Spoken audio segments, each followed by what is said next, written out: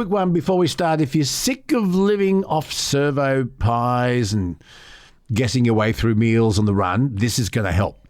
It's Power B from Nature B. It is a full meal replacement shake. We live on it and we thrive on it. It's not a snack, it's actually a meal. And it's got grass-fed whey protein, probiotics for gut health, and it's the only shake in Australia with Nature B's Power Pollen built in. 2 shakes a day. It is that simple. If it doesn't work for you, Nature B gives you your money back, no questions asked. The intro pack's $39.95. There are links in the description. And like anything, it works best alongside regular exercise and a balanced diet. Now, let's get into the episode. So come on down to the man cave, where the good times roll and the tall tales play. Raise a laugh without a moment. Well, here we are with another Man Cave episode where we get to talk about some of the topics of the week, have a little bit of fun, and it's a chance this week for Kelsey to hit back and try and bamboozle the boomer. We tried to muddle the millennial last time, and she did very, very well. So it's time for me to cop it, and I'm going to need some help. So Scotty Phillips is with us again. Scotty, once again, g'day. Welcome to the Man Cave. Luke, g'day. Thank Scotty you. I from the always Motley love being Fool. here, mate. Kelsey did very well last week, so looking forward to seeing whether she can trip you Well, up we're going to this do week, that in just a little while, but let's have a talk about some of the topics making news. One of them is right up your alley, Scotty, and that is the federal government's looking at tweaking the tax benefit that comes with an investment property on capital gains. That is, if you sell an investment property after you've had it for 12 months, you pay a reduced tax on that capital gains. At the moment, it's 50%. They're looking at halving that to helping out to just 25%. And there are arguments for and against this. Now, one of the arguments I heard today, Scotty, was, strangely enough, somebody in the real estate industry saying that this takes away an incentive to own an investment property, or it deflates the incentive to have an investment property. Therefore, there'll be fewer rental properties on the market, which will mean rents will eventually go up. What do you make of this? Can you shed some light on this and explain it for me? Yeah, mate, absolutely. We'll break it down and kind of work from a little tiny bit of history. Don't worry, it's not going to get boring. Well, tax is kind of always boring, but let's make it as unboring as we can. Way back when the Hawke government introduced capital gains tax, what they said was if you hold an asset for more than 12 months, part of your gain is going to come from inflation, right? So the impact of inflation on the asset increase, you just shouldn't be taxed on that. You shouldn't be taxed just because there's inflation. I think we all know that. So they called it indexation. And what they basically did said, okay, if you hold it for 5 years and inflation over that period of time is, say 15% in total, then you would have to pay tax on that part of your gain. And that was the way it was kind of structured.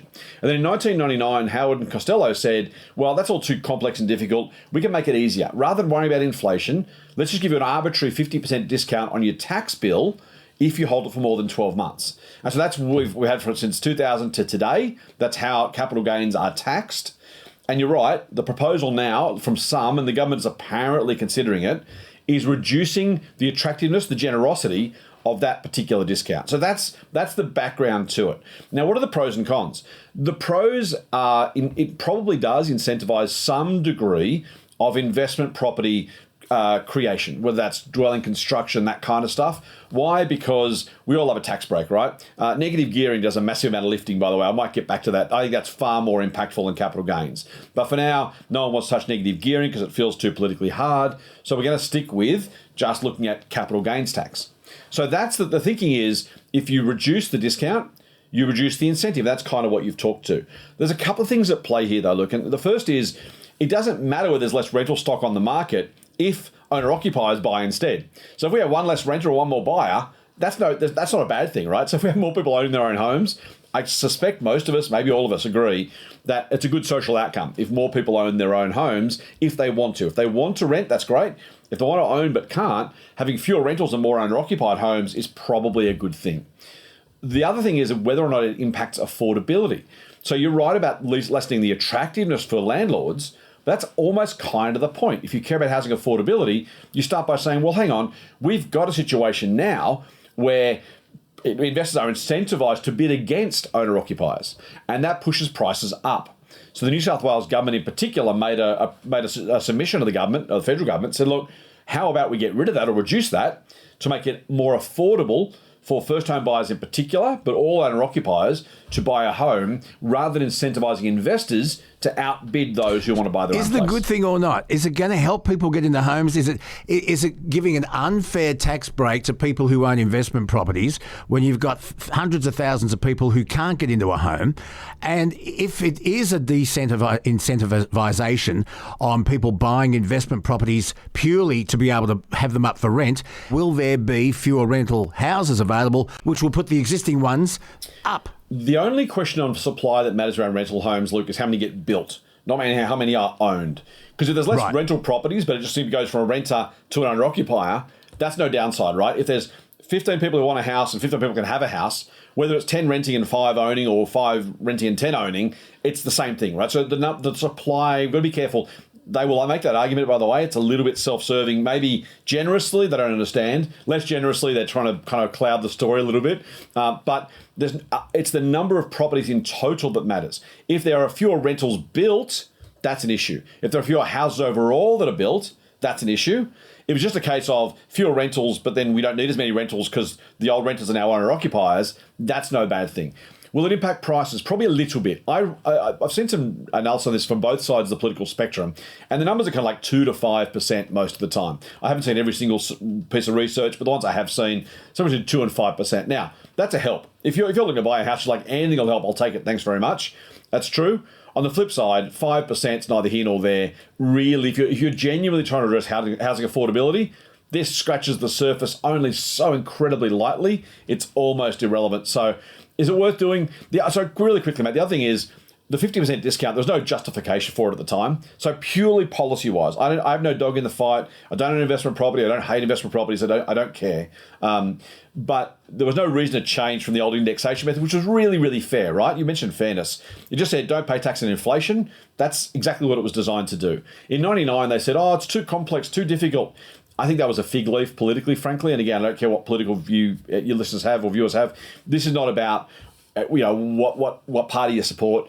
There was no basis, no justification for the change in the first place. So if it was me, I'd take it back to the old indexation method because it's a better, more appropriate, fairer tax system. If it has an impact on housing affordability by a little bit, that's a nice win. I wouldn't do it for that reason. I don't think it's a huge contributor to housing affordability, unfortunately. All right. Well explained. Thank you for that, because I was confused, and we'll have to wait and see exactly what policy develops. As you say, it's a federal issue. Stamp duty is a state issue, but this is a federal issue. Now, let's welcome to the Man Cave the Vice Captain who's joined us. G'day, brother. Better late than never. Vice Captain Adam McDonald joins us on the Man Cave as per usual. Vice Captain, how's your week been? It's been an interesting week. I really, really enjoy having 23 staff with 48 personalities, let's put it that way. But Scotty, can I just ask you a question about capital gains tax?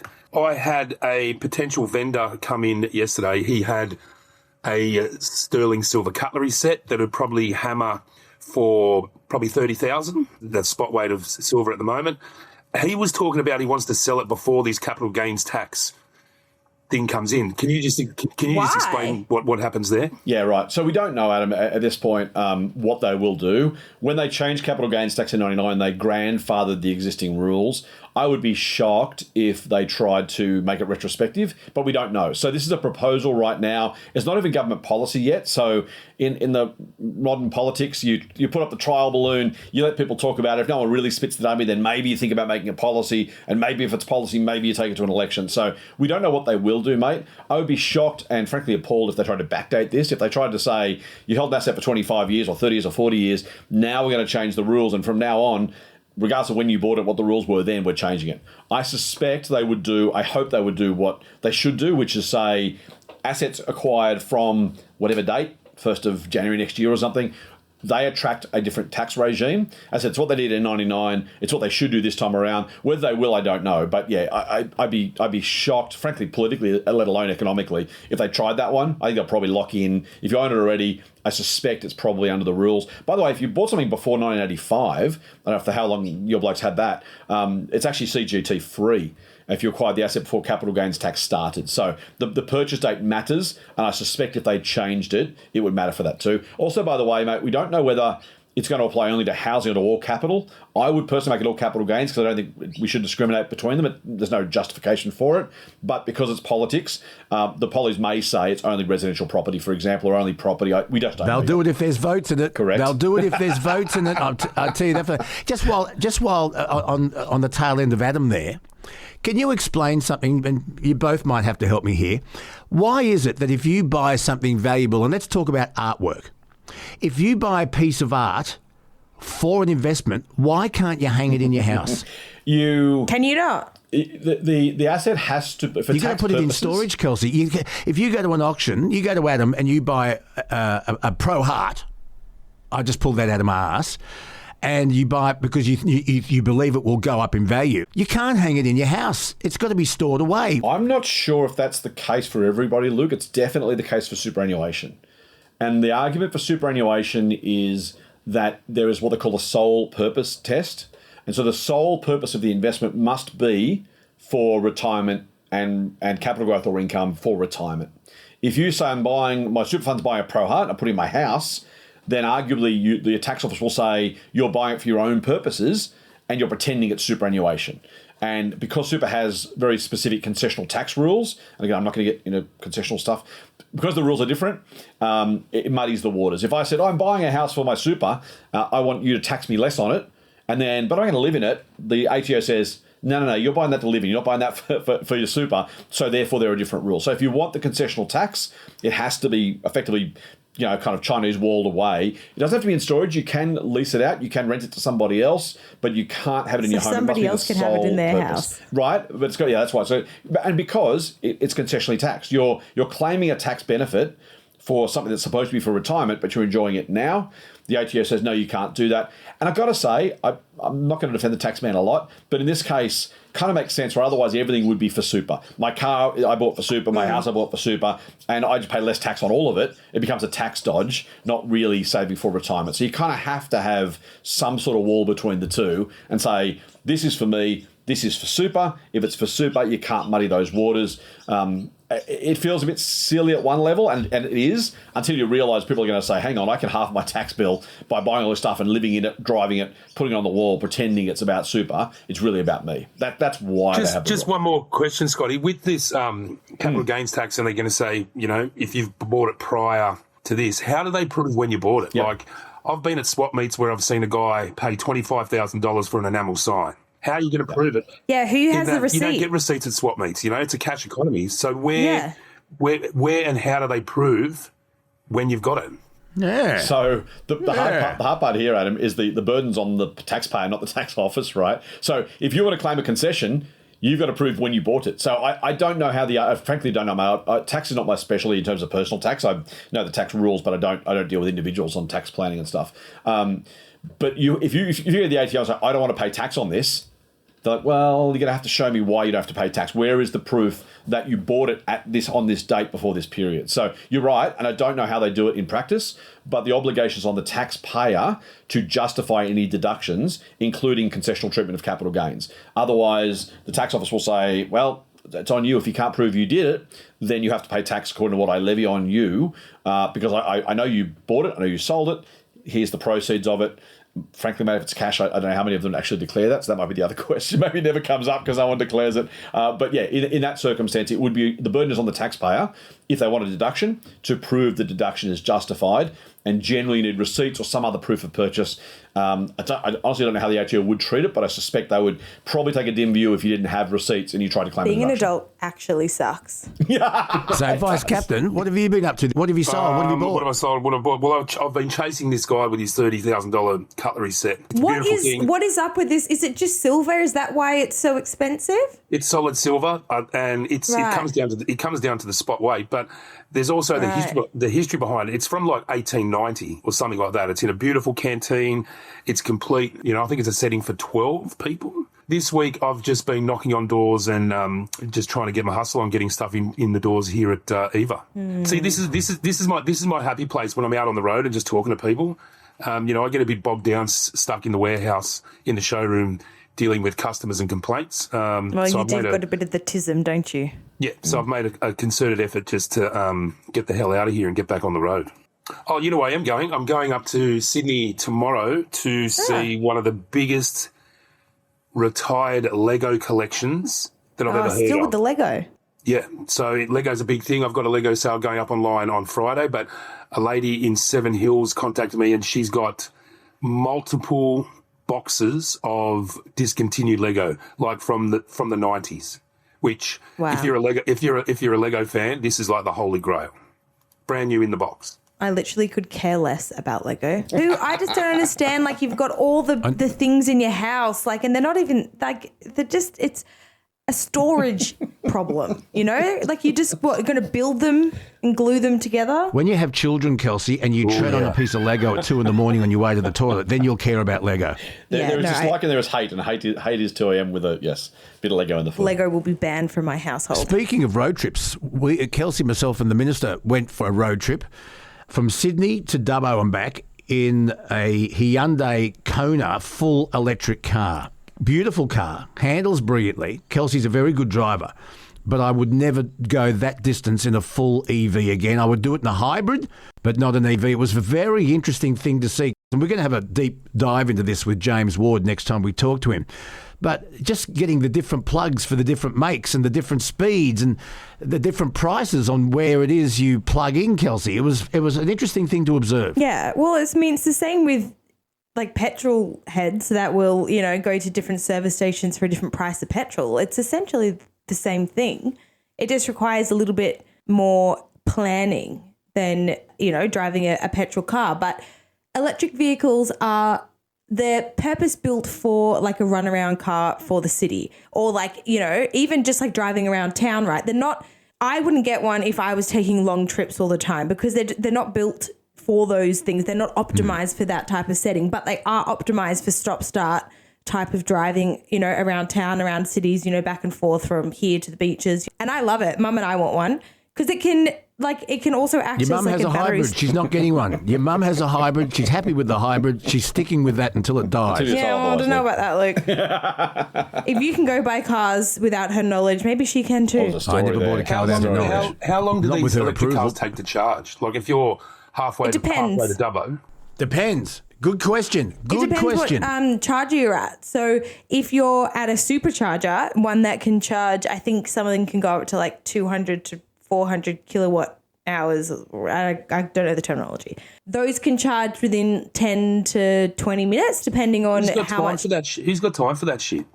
What, you don't stop and have a pee when you're on a road trip? Yeah, but not for 20 minutes. 40 or an hour. It really depends. That's what I mean by if you're using an electric vehicle for a road trip, you just have to think about where you're going to stop beforehand and like, hey, maybe we'll stop off here and have lunch here. That'll be a good opportunity to charge the car. And it just depends on what charger you're using. They come in like lots of different shapes and sizes and charging speeds as well. So it just requires a little bit more planning. Yeah. But God, they're good. They're so good because they've got regenerative braking. I can never say that word. Who? And so Regenerative? When you're going downhill, you don't have it either. Don't try. When you're going downhill or you put your foot on the brake, it charges the battery. And so actually going from Sydney to Dubbo is actually good for an electric vehicle because we went over the Bells Line of Road and obviously that's like really hilly and stuff. And so we gained 2% of battery going over the Bells Line of Road because we were going downhill so often and using the brakes so often. We actually gained battery. So it's fun to watch, and I kind of turned into a little game of how much battery can I save or gain. Yeah, but Kelsey, you've never driven a manual car. And I'm telling you now, when you go down a lot of steep hills like Mount Ousley or Bulli Pass, the last thing you want to do is ride your brakes all the way down. You'll burn them out. So what you do is you ride... Yeah, well, I wouldn't do it in a manual. You use a lower gear to save wasting your brakes. Yeah, I understand that, but I wasn't in a manual car. And manual cars, they're so stinky and, they're Stinky. clunky. Yeah, they're stinky. No. They smell like petrol and burning gas, and it's ugh. I love the smell of racing fuel in the morning. So we move on because we're going to do a deeper dive into that with James Ward next podcast when we do our full review. A beautiful car. I would never do a long trip in a dedicated EV, certainly a hybrid, but if you want to drive one around your suburb or around town, they are probably very, very good. But more on that a little bit later on. Shall we have a look at what's making news, boys? Yes. We had an interesting chat with Barnaby Joyce, and we covered a fair few topics, but one of the topics was the protesters and the protests going on in Sydney this week, one yesterday. We're talking about the visit to Australia by the Israeli Prime Minister, and there have been pro-Palestinian protests in Sydney, and they turned quite violent. Surprise, surprise.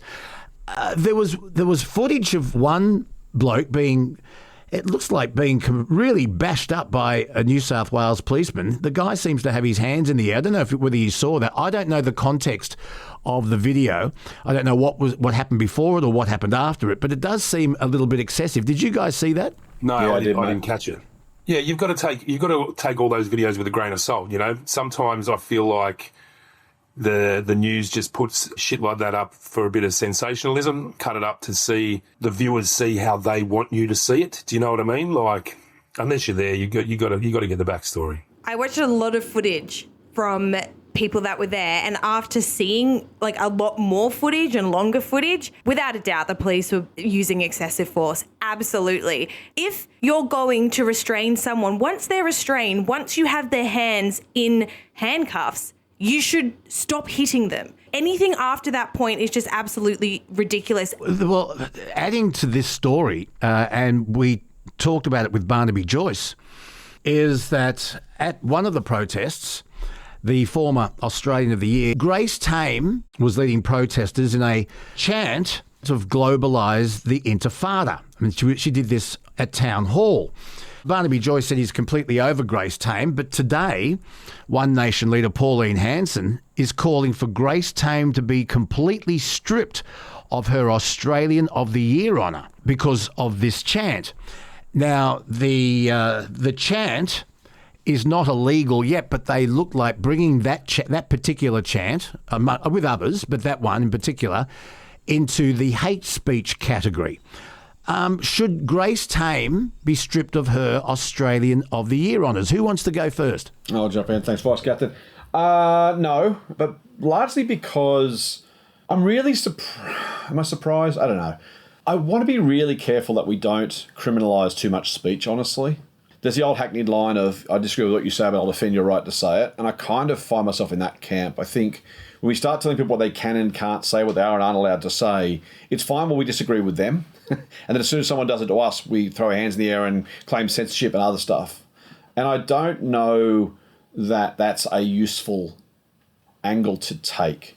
So I find some of what people say distasteful, horribly distasteful. We might talk about a little bit more of some other examples of this in a minute, but I wouldn't say it because it's offensive, because other people find it offensive. Is it meant to be offensive? I don't know, but it's kind of one of those things where if you're offending someone and you don't have to, don't. But do I think it should be illegal? No. Do I think that we should retrospectively take away an Australian of the Year on an award of something entirely different, which is her work with survivors of sexual assault? No. I think it kind of comes down to a bit of that team barracking of my team, your team. I don't expect Barnaby Joyce and Pauline Hanson to like Grace Tame. I'm sure she doesn't like them. I don't think we should start enforcing censorship or stripping people of honours because they said things we don't like. Very different to committing a crime. And again, if this does become a crime, Luke, then maybe it does cross that line. I don't know. But I don't know that we want to start censoring more stuff, making more stuff illegal because we don't like it, because it offends us. When we're in the majority and we get to make the rules, it feels fine. As soon as there's a change of government, administration, whatever, and someone does the same thing to us and we say, you can't do that. You say, well, where's the principle here? Is it about what I like, or is it the principle of relatively free speech? I would stop free speech at the point of inciting violence directly, and this is where that gets a bit, what does globalised intifada mean? To some people, it's just rebellion. To other people, it's incitement to violence, and that's where it gets really, really messy. If you look it up, it's encouraging an uprising. Is that right? or a rebellion or So something else. is that inciting violence? No. I don't know. I'm not a lawyer. That's the thing, right? And who That's the problem. decides? Now, who decides? That's my issue. Is who decides, right? I don't think we should be making those sort of decisions in Get up from free underneath society. the oppressors. That's what they're trying to say. In your opinion? Uprise from oppression. It's That's ambiguous, what they're Kelsey. using it as. That's in your opinion. Well, it's not. It translates to uprising or shaking off. Who makes the rules as to this is banned and this isn't? It's very dangerous. That's right. So who's going to be the speech police? Yeah. And so you're going to find something offensive, and I'm going to find it not. So where did that line? It's not even a thin line. It's not a fine line. It's a massive line. Like you can't decide what I find offensive. There's lots of stuff that I do find offensive that you wouldn't, and vice versa. So to say like it's just going to go absolutely pear-shaped because it's all opinionated. Yeah. There's going to be stuff that's black and white, and yes, that's offensive. Yes, that's hate speech. But there's going to be some things like I'm on the fence with that. So unless you have a strict rules and you nominate a speech police, which is it's ridiculous. It can't be done. You can't censor. Who are the? It takes us back to Australia Day. Now we have the Nationals backbencher Pat Conaghan and the Independent Rebecca Sharkey, who want the burning of the Australian flag to be made illegal. What do you make of this? I think burning any flag should be illegal, not just Australian flag. Why would we say just the Australian flag? It's if you're going to not like burning the Australian flag, it should be every country's flag. It's funny, because France, Germany, Italy, Switzerland, Spain, Poland, and a whole lot of other nations, not the United States, however, but other nations, have banned the burning of their national flag. Do we follow suit? Scotty Phillips. So I don't think so. And I think it goes back to the same thing. I find it horrible, right? My old man fought in Vietnam. I haven't in my current place. I live in a battle axe block of my old place. I had the Australian flag flying out the front of my house. I did what most people should do and no one does, which is illuminate it at night if it's going to stay on the flagpole. So I love our flag. I would hate if and when we become a republic. I hope we don't, and I hope we don't change the flag. Right. So I am. I haven't got quite tattooed on me, but I would. That being said, if we say you can't criminalise globalise intifada, then criminalising burning the flag, it's not speech, but it's speech by any other name, right? And so I hate the fact that people do it. I find it offensive and distasteful. But to Adam's point, and I know you won't make the point about the flag, Adam, so feel free to disagree. But, it does offend me? Absolutely. I think it's horrible? Yes. Do I hate the people who do it? Yes. Do I think it should be a criminal act? No. Because if we're going to say that other than absolutely inciting violence, i.e. you should go and kill that person, that's clearly not okay. Up to that point, I think we should err on the side of not criminalising speech. And yes, burning is not actual speech, but it all affect. It's the same kind of idea. So I would absolutely lean on by all means criticise the person. There are actions. There are consequences. So those things are real in a social sense. Would I criminalise it? No. And I even hate myself for saying it in some ways, right? Because I hate it when it happens. But no, I wouldn't criminalise it. I think speech is speech, and we should allow people to express themselves, and then we should express ourselves about their expression, right? But if that's the standard, I think it should be, then we kind of can't pick and choose which bits we think should be okay and not.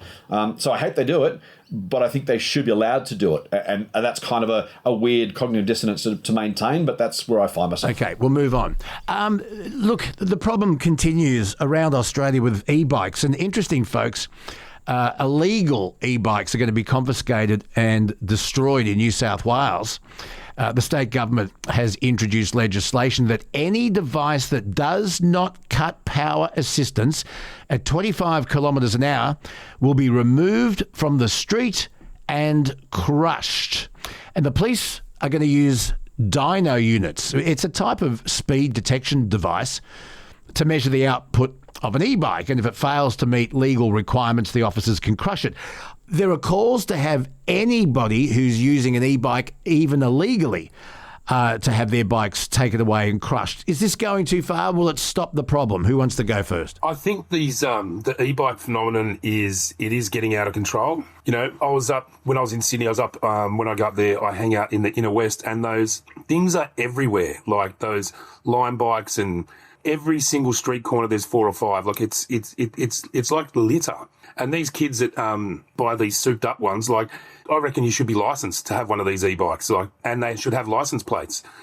When I was up there a while ago, I was in the Newtown area, and with the Uber delivery drivers on these bikes, they're up and down on the footpaths, in and out of the road, and the police did a big sting where on every corner there was police, and they were pulling up all these bikes and giving them tickets, either for not wearing a helmet or for riding on the footpath or whatever. And it was a massive sweep, but the amount that's out there, I think it's out of control now, and I don't think you can reel it in by making people abide by the rules, but I think they should be registered, and I think you should have to have some sort of license.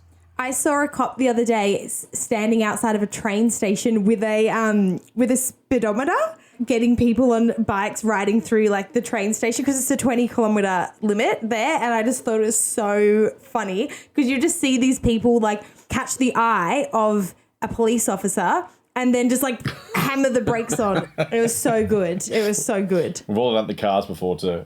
It's a police car and all of a sudden you go 20 k's I below. know. I reckon they'll start, like I reckon Waze app will start having bike paths, and you know how on like Waze and you can see where the cops are? I reckon they'll start doing that. Yeah. But for bikes, specifically for bikes. Folks, here we get to it. It's time to bamboozle the boomer. Last week I tried to muddle the millennial. She got 8 out of 10. I think it was 10. I lost count.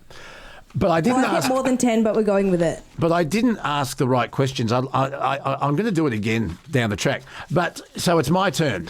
Scotty Phillips, you and Adam are about the same vintage, so and you had no problem with them either. So the rules are, Kelsey's going to ask me a question. I have to give an answer. I can't just say I don't know. Add to Kelsey's enjoyment. Okay. So Kelsey, we're in your hands. I've got the score. Adam, you're keeping score. Scotty, you're I'm just laughing along. doing whatever it is you do. You're laughing along. He can supply supplementary support if you're really struggling. Okay, but I have to give an answer. That's the He's rule. phone a friend. Okay. And the time starts now. What did the fox say? He jumped over the the fox, the alphabet. All right, locked in. What is ghosting? It's when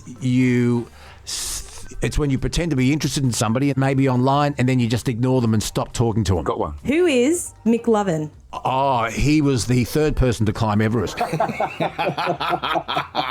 I have a video on my phone that I want to watch on the TV, do I A, Bluetooth it to the remote and change the input, B, cast it to AirPlay, C, email it to the TV's router?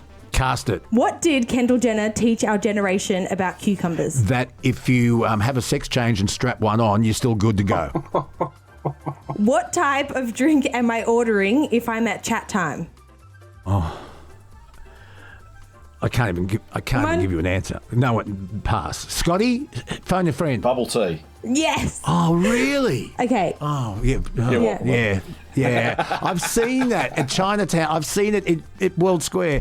I didn't think. Okay. Which American rapper brutally won a year-long rap battle and decade-long feud with another American rapper by performing the song Not Like Us on stage at last year's Super Bowl halftime show?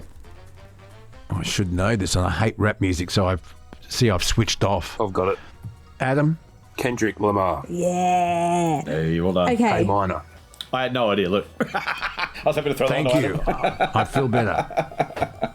But you got bubble tea. What did Borat's cousin never get? Laid. Who said, I'm working late because I'm a singer? I'm working late. These are all great questions. Scotty, No, nothing. I don't have it. No. Letting you down. Sorry. I'm Luke. working late because I'm a singer. Does that give you any clues? Is it Taylor Swift? Wrong. Okay. If I'm tapping my card to pay, do I A, tap it on the side, B, tap it on the screen, C, hover it above the screen just out of range and then complain that it's not working, or C, all of the above in really quick succession? Tap it on the screen. Scotty, you tap it on the screen, don't you? Adam? Depends on the device, actually. There's readers all over the place. No, I do all three. If a text ends with a skull emoji, what does that usually mean? With a what emoji? A skull face emoji. It means you want to be a pirate. Okay, I've got a question here, and this one's from Nathan, okay? Is GTA 6 out yet? No, but I can't wait. I'm really looking forward to it. No, it's not out yet. Correct. Okay, Okay, Luke, I don't know how many you got, but let's go through the answers. So, what did the fox say? You said something stupid. The The question quick brown was fox jumps over the lazy dog. wrong. The answer is